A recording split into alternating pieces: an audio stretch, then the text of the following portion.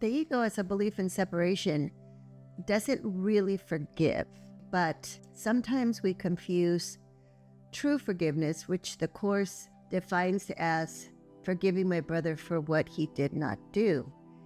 And that means that there's a recognition that in any situation where we feel upset or hurt or in some way perceive that the cause of our upset is coming from something other than our mind, that's an error. That's a level confusion, because it's the mind that's the causal level.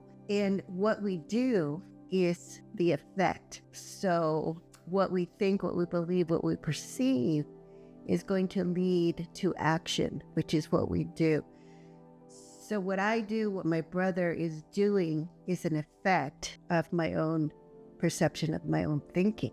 And therefore, I'm not really forgiving my brother for what they did. I'm recognizing that the source of all my experiences are coming from my own interpretation, from my own perception, and it's in my mind. So I'm not forgiving my brother for what they did, because what they did was not the source or the cause of my upset. Now, sometimes we think we're forgiving, but if we're not letting go of the judgment that someone else is the cause of our upset, then we're actually not forgiving them.